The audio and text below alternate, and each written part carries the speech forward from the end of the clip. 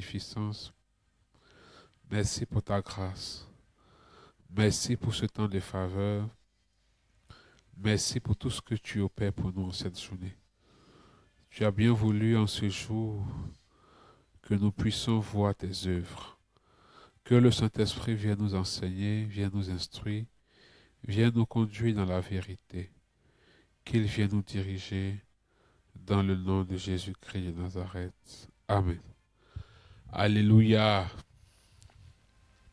Alors ce soir, le message que le Seigneur nous donne est tiré du livre de Proverbes, chapitre 29, verset 25. Et le texte dit, la parole déclare, la crainte des hommes tend un piège, mais celui qui se confie en l'Éternel est protégé. Dans d'autres versions, c'est la peur est un piège, mais celui qui se confie en l'Éternel est protégé. L'intitulé du message de ce soir est N'ayez plus peur. N'ayez plus peur. Et ce texte nous ramène également à l'évangile. Jésus dans la barque face à une grande tempête, face à la peur et l'inquiétude de ses apôtres, va leur dire, n'ayez crainte. Et Jésus va calmer la tempête. Bien-aimés frères et sœurs, la peur est l'ennemi du succès et de la réussite de l'homme. La peur est l'un des pires ennemis de ta destinée. La peur est un sentiment qui anime l'homme. Et ce sentiment crée en nous l'incapacité, le doute. Et ce sentiment remet en cause, par moments même, le plan et le projet de Dieu pour nos vies. Et ça peut vous choquer, mais la peur est un enfant de l'orgueil. C'est pourquoi Proverbe 29, verset 25 dit « La crainte des hommes tend un piège, mais celui qui se confie en l'Éternel est protégé. » Vous voyez? On parle de la peur et on parle de celui qui se confie en l'Éternel. Parce que celui qui a peur, c'est celui qui rend plus réel ses situations, ses acquis, ses compétences. Il rend ça plus réel que la faveur de Dieu, la grâce de Dieu et le projet de Dieu. La peur est une grande arme que Satan utilise pour arrêter les enfants de Dieu. La peur empêche ou tue la sémence avant même que la sémence ne soit mise en terre, avant même que la sémence ne voie le jour. La peur tue l'œuf avant même qu'il ne puisse éclore. Parce que celui qui a peur ne pourra jamais commencer, initier. Ou même quand il commence avec beaucoup d'hésitation. La peur est aussi un ennemi de la prière. Pendant que tu es en train de confesser des vérités, pendant que tu es en train de confesser le succès, tu es en train de confesser les grandes choses, tu es en train de confesser des choses même que tu ne peux imaginer, pendant que tu es en train de le faire, la peur va faire naître en toi des doutes. La peur va faire naître en toi l'incapacité. Et la peur va altérer ta foi. Or, la foi, c'est l'assurance des choses qu'on espère et la conviction de celle qu'on ne voit pas. Pendant que tu es en train de confesser, de déclarer, la peur va t'empêcher ou la peur va remettre en cause l'audace que tu peux ou tu veux manifester.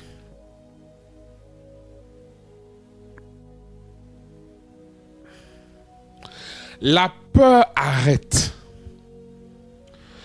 La peur paralyse. Combien de visions tu as eues? Combien de projets tu as eu? Combien de grandes choses? Combien de rêves tu as eu, mais à cause de la peur, tu n'as jamais commencé?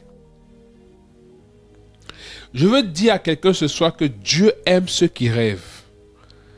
Et Dieu travaille avec ceux qui rêvent. C'est l'une des raisons pour laquelle vous allez vous rendre compte que dans la parole de Dieu, le rêve a une grande place dans la destinée des hommes que Dieu a utilisés. Joseph a rêvé qu'il était grand. Qui parle de rêve parle de vision. Qui parle de rêve parle d'image mentale. La peur souvent empêche de rêver ou la peur empêche de nous mettre en mouvement pour nos rêves. Celui qui ne sait pas rêver, celui qui ne s'autorise pas à rêver, il est difficile que Dieu travaille avec lui. Dieu aime les rêveurs. À la vérité, le rêveur, il est comme dans l'impossibilité. Or, Dieu est le Dieu de l'impossibilité. Donc, le rêveur qui n'est pas marqué par la peur permet à Dieu d'exprimer toute sa magnificence, toute sa puissance. Dieu aime se glorifier. Par moments, tu as toutes les convictions. Dieu même t'a instruit et tu as eu des plans. Mais la peur vient te montrer un autre rêve. Un rêve tout obscur. La peur est l'ennemi de l'homme. La peur est l'ennemi de sa destinée. C'est pourquoi le livre de Proverbes dit: la peur tend un piège. Parce que la peur remet en cause ta foi et remet en cause même les promesses de Dieu. C'est la peur qui a limité Israël et qui a fait que tous ceux qui sont sortis de l'Égypte n'ont pas vu Canaan. Or, la promesse était pour eux. La promesse n'était pas pour leurs enfants. La promesse était pour eux. Mais la peur les a empêchés. Même quand Moïse est arrivé en Égypte, ils avaient peur. Quand ils sortent, ils ont peur des chars de Pharaon. Ils ont peur de la même mort. Malgré que Dieu manifeste sa présence et son assurance avec eux, à travers la nuée et la colonne de feu, ils avaient peur. Devant la mer Rouge, on commençait à revendiquer et à dire à Moïse, c'était mieux de souffrir et d'avoir les viandes. Devant le manque d'eau et devant le manque de nourriture, la peur. Face aux géants qui étaient à quand Moïse envoie les 12 pour aller explorer Canaan, il y a 10 qui ont peur. Les 10 qui ont eu peur sont morts. Les 2 qui n'ont pas eu peur ont aidé Moïse à conduire le peuple avec Josué. Plutôt, ont aidé Moïse. Et quand Moïse est mort, c'est les 2 qui n'ont pas eu peur qui ont conduit le peuple. Les 12 explorateurs, quand ils ont vu les géants, ils ont eu peur. Et leur compte rendu était teinté par la peur de ce qu'ils ont vu. Du coup, leur foi avait disparu. Ils sont juifs, nés de pères juifs, de mères juives. Ils connaissent Adonai, ils connaissent El Shaddai.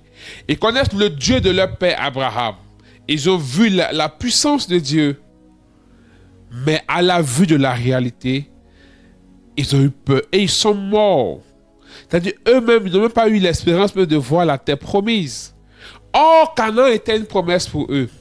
Bien-aimé, la peur, arrivé à un moment, te fait croire que Dieu a menti. Beaucoup n'ont pas vu la promesse de Dieu dans leur vie, pas parce que Dieu a menti, parce qu'eux-mêmes ont eu peur de marcher dans cette promesse. Eux-mêmes ont eu peur de commencer le mouvement. Ils ont eu peur d'obéir à Dieu. La peur empêche beaucoup de témoignages dans la vie des enfants de Dieu. La peur empêche d'expérimenter certaines choses. Devant une situation chaotique, même quand Dieu instruit certaines personnes, ils réfléchissent. Ils regardent. Est-ce qu'il n'y a pas un danger? Est-ce qu'il n'y a pas ceci? Est-ce qu'il n'y a pas cela? Et ils préfèrent prendre le chemin qui est plus rassurant pour eux en fonction de ce qu'ils voient que le chemin qui est plus bénissant parce que Dieu a dit. Je veux dire à quelqu'un ce soir que la peur ne t'aide pas dans ta relation avec Dieu. La peur ne t'aide pas dans tes rêves, dans tes objectifs. La peur ne t'aide pas sur le chemin de ta destinée.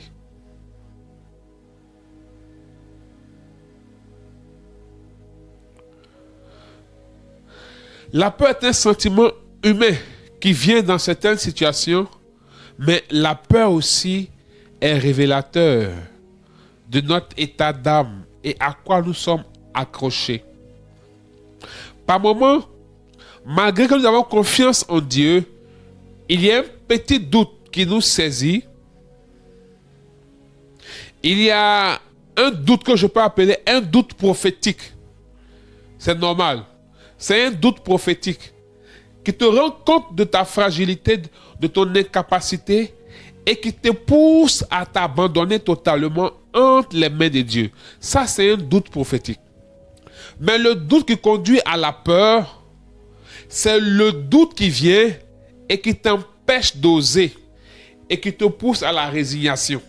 Ça, c'est la peur.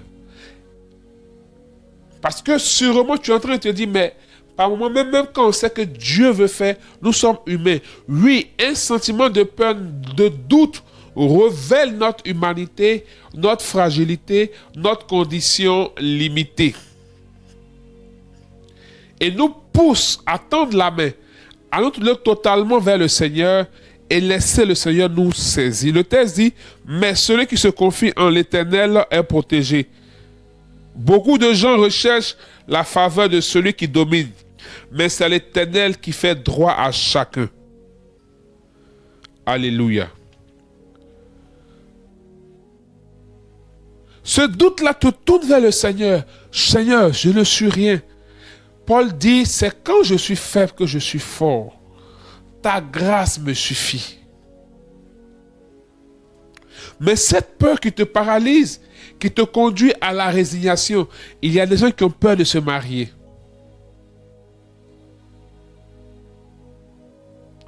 Il y a des gens qui ont peur de l'inconnu, qui ont peur du changement. Donc, ces personnes vivent dans la monotonie, dans la routine. Or, tu ne peux avoir de changement si toi-même tu ne changes pas. Mais la peur du nouveau, il y a des gens qui ont peur du nouveau, qui ont peur du changement. Donc, ils préfèrent rester. Et ça, s'en rend compte par moment, la peur même dicte la manière de parler, la manière de s'habiller de certaines personnes. Il y a des gens qui ont de grands rêves. Il y a des personnes qui ont de grands projets. La peur de se tromper. Il y a des gens qui ont peur de se tromper. La peur de se tromper cache l'orgueil. Dire que l'échec fait partie du processus. L'échec ne signifie pas que tu es nul. Certains ont peur d'échouer. L'échec ne signifie pas que tu es nul. L'échec signifie juste qu'il y a quelque chose qui n'a pas bien marché. Il y a quelque chose que tu n'as pas encore bien intégré. Donc, tu dois t'arrêter pour intégrer. Donc, le processus te donne le temps de valider cette étape afin que tu sois complet dans l'aboutissement du processus. L'échec fait partie de la vie. Beaucoup n'osent pas commencer. Avant même de commencer, ils ont déjà vu leur échec. Donc, ils sont paralysés déjà. Mais on ne peut pas faire de grandes choses. Dieu pourra te donner de grandes visions. Dieu pourra te donner une grande destinée. Mais, si tu as peur, comment tu vas commencer même? Or, si tu ne commences pas, comment Dieu travaille avec toi? C'est pourquoi j'ai dit que la peur est un enfant de l'orgueil. Parce que la peur nous empêche de faire confiance à Dieu. Mais la peur nous amène à compter sur nous seuls. Comme je ne peux pas, comme j'ai l'impression que je ne peux pas, comme j'ai l'impression que je n'ai pas, comme j'ai l'impression que je ne vaux pas, donc je ne dois pas oser, je ne dois pas commencer, je ne dois pas faire. Mais est-ce que Dieu a dit? La peur a arrêté beaucoup de rêves. La peur a freiné beaucoup de destinées.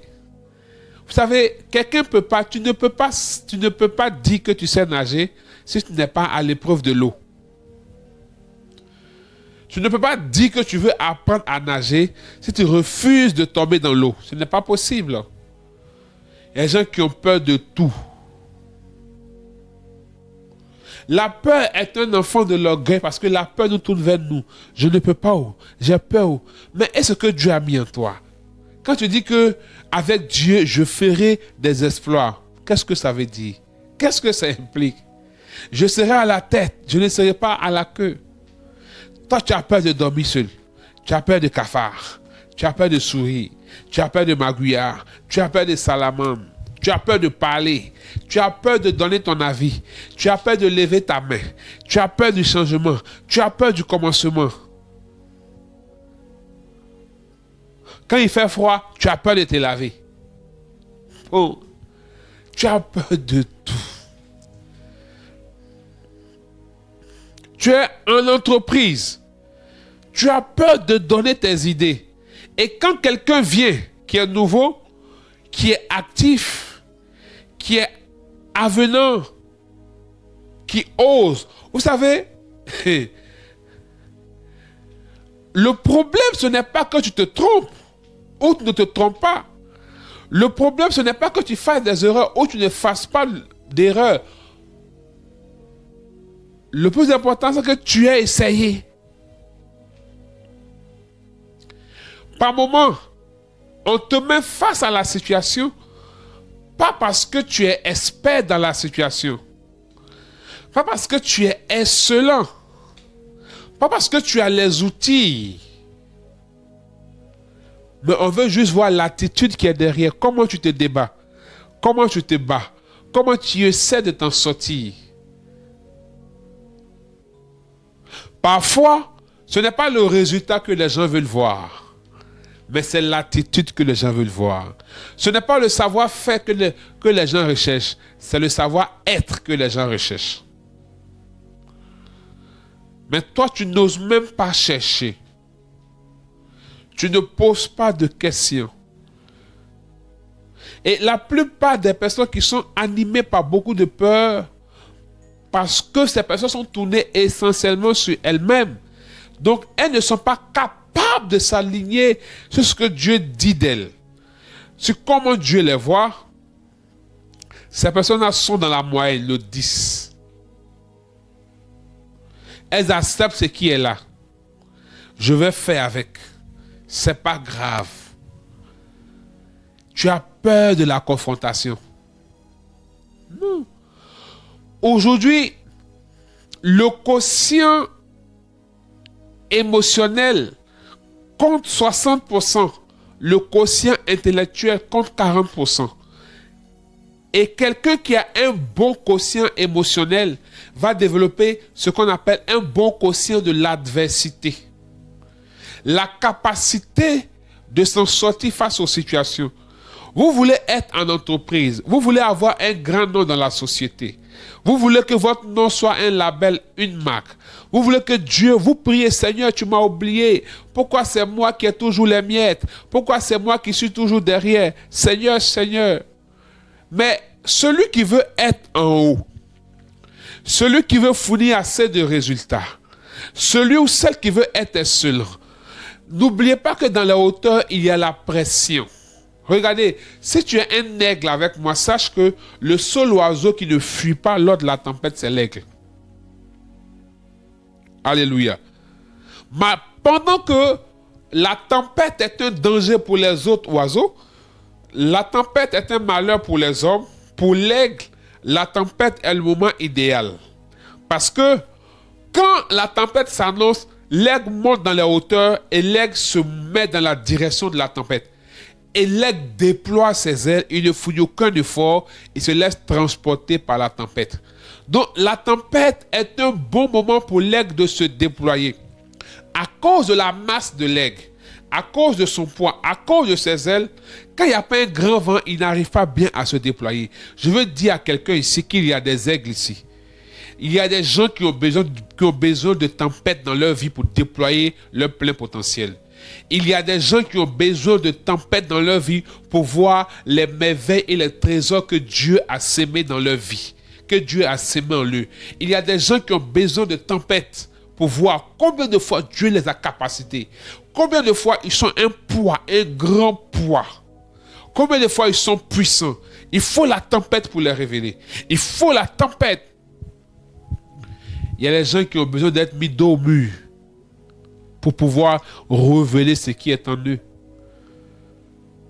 Tout ce qui nous arrive, c'est pourquoi, mais quand on est marqué par la peur, on est animé par la peur, quand la tempête arrive, pour que nous puissions nous déployer, c'est là on se cache. Et là, on perd la saison. Toutes les saisons qui annoncent des grands moments dans nos vies ne sont pas forcément des saisons paisibles ou des saisons favorables. Par moments, ce sont des saisons de tempête qui nous annoncent, comme l'aigle. Quand il y a la tempête, l'aigle sort, les autres se cachent.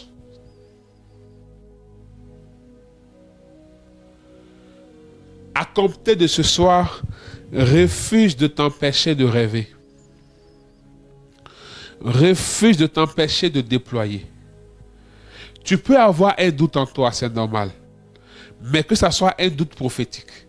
Un doute qui te ramène à t'abandonner entre les mains du Saint-Esprit et le laisser opérer en toi les merveilles de Dieu. Tu te dis, si ce n'est pas Dieu, je ne peux pas. Mais pas un doute qui te conduit à la peur et t'amène à la résignation. Non. Pas du tout. Et l'élément qui peut t'aider, c'est te confier en l'Éternel. L'élément qui peut t'aider, c'est te tourner vers le Seigneur. C'est la foi. C'est la foi. Il faudra qu'après ce temps, tu puisses aller dépoussiérer tout ce que tu as pu enfouir à cause de la peur. Celui qui se confie en l'Éternel est protégé. Psaume 29, verset 25. Ceux qui se confient en l'Éternel sont comme la montagne de Sion. Elle ne chancelle point. Ce n'est pas parce que ça ne marche pas encore que tu dois arrêter. Ce n'est pas parce que hier tu as échoué que tu dois avoir peur aujourd'hui de commencer quelque chose. Hier n'est pas aujourd'hui. Les temps ne sont plus pareils. Les saisons ne sont plus pareilles. Les réalités ne sont plus pareilles. Ce n'est pas parce que c'est dur que tu peines que ça voudrait dire que tu dois avoir peur de la suite. Non. Non. Tu dois pouvoir te tourner vers le Seigneur pour dire, Père, je suis à bout. Mais c'est ce que Jésus a fait. À Gethsemane, Jésus a eu un doute prophétique. Il a dit, Père, s'il est possible que cette coupe s'éloigne de moi, enlève-la. Mais Jésus, vous voyez, c'est là la différence de la peur. Jésus, Jésus avait la capacité de dire, Père, je ne peux pas, j'ai peur, je veux m'arrêter là. Mon âme est triste à mourir, c'est bon. Ce que je vois, je ne peux pas supporter. C'est bon, Père, annulons tout. C'est bon. Allez, les apôtres, on rentre à la maison. Jésus prend ses affaires, il prend Pierre, Jean et Jacques. Allez, tout le monde, on quitte même la Galilée. Il ne faut pas, les gens vont me tuer. Mais le doute prophétique, c'est être animé par cette peur, par cette crainte, par l'angoisse, et de dire, Père, s'il est possible que cette coupe s'éloigne de moi, mais que ta volonté soit faite. Voici comment Jésus se confie en son Père, mais que ta volonté soit faite. Père, si tu peux m'éviter ceci, Père, s'il est possible que je ne rentre pas dans cela, Père, s'il est possible que ce ne soit pas moi que tu as appelé, Père, s'il est possible que je sorte de cette situation, chaque fois je reviens dans cette situation, s'il est possible, mais si c'est ta volonté, Père, je compte sur toi, je veux y aller. Si tu es avec moi, oh, le psaume 23 dit quoi? Quand je marche dans la vallée de l'ombre de la mort, ta houlette et ton bâton me rassurent. La houlette, c'est la symbolique de la tendresse, de la douceur, de l'amour. Et le bâton, c'est la symbolique de la correction. Donc, quand tu marches dans la vallée de l'ombre de la mort, où tu as l'impression que tu ne vois pas, tu ne vois pas encore la lumière, Dieu est avec toi pour te corriger, pour te recadrer. Dieu est avec toi pour t'aimer, pour te ramener sur le chemin. Alléluia.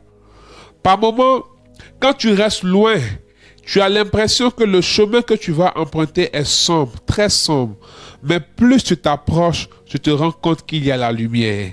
Plus tu t'approches, tu te rends compte que ce n'était pas aussi dur comme je pensais. Mais la peur va te faire voir l'obscurité de loin, l'incapacité de loin, les obstacles de loin. Mais plus tu fais un pas, tu dis, oh, je peux y arriver. Oui, je peux y arriver. Oui, la lumière est là. Oui, la lumière est là. C'est pourquoi ceux qui se confient en l'Éternel sont protégés. Si tu as peur, mais c'est que quel est le rôle de Dieu dans ta vie? Ce Dieu qui veille sur son bien-aimé même quand il dort. Il faut la foi et il faut se confier en Dieu. Ces deux choses ramènent à l'abandon et à la dépendance. Ce n'est plus moi qui vis, c'est Christ qui vit en moi. Père, s'il est possible que cette coupe s'éloigne de moi, mais pas ma volonté, mais ta volonté, l'abandon, la foi doit nous pousser à nous confier en l'Éternel, à nous tourner vers lui en toute situation. Et cette foi doit nous amener, cette confiance doit nous conduire à l'abandon total.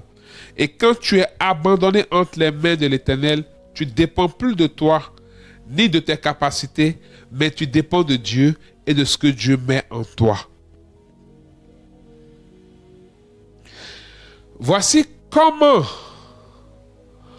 regardez, je suis sûr que quand Pierre a dit à Jésus, si c'est toi, permets que je marche sur l'eau. Quand Pierre sortait de la barque, je suis sûr que Pierre avait peur. Mais parce que Jésus a dit, viens si tu as la foi, il marchait sur l'eau. Quand Pierre a commencé à avoir peur, il s'est enfoncé. Tu t'enfonces, pas parce que Dieu n'est pas avec toi, mais parce que malgré que Dieu est là, tu as peur. Tu t'enfonces, pas parce que Dieu ne t'entend pas, mais malgré que Dieu t'entend, tu as peur. La situation ne change pas parce que Dieu n'agit pas, mais malgré que Dieu est en train d'agir, tu as peur. Parce que dans l'action de Dieu, Dieu engage ta volonté. Dieu sollicite ta volonté et te demande certaines actions. Il te demande d'avancer. Mais toi, tu refuses parce que tu as peur. Comment Dieu peut faire? Vous voyez, ce que Pierre demande à Jésus sur l'eau, c'est extraordinaire. Pierre dit, il veut marcher sur l'eau. Mais Jésus dit, si tu as la foi, viens.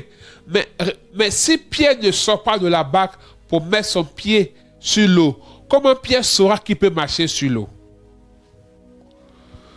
Or, le même Pierre, en Luc chapitre 5, il n'a pas eu peur de jeter le filet à droite. Malgré que toute la nuit, il a pêché. Il n'a pas eu peur. Il a dit, suis ta parole. Et il a fait la pêche miraculeuse. La crainte et la peur empêchent beaucoup de miracles dans nos vies. Je prie ce soir que Dieu t'aide à retomber dans la confiance totale, dans la foi et dans l'abandon total. Avoir un cœur qui est tourné vers le Seigneur et à comprendre que la peur n'est pas ton allié et tu peux défier la peur. Que Dieu te bénisse. Nous allons prier. Seigneur, merci pour ce temps. Je prie que tu aides tes enfants. Je prie que tu les donnes de chercher ta face et que le Saint-Esprit les conduise dans la véritable adoration. Car celui qui fréquente constamment ta présence, la peur s'éloigne de cette personne. L'assurance naît, la confiance naît. Viens aider tes enfants dans le nom puissant de Jésus-Christ de Nazareth. Amen. Au nom du Père et du Fils et du Saint-Esprit.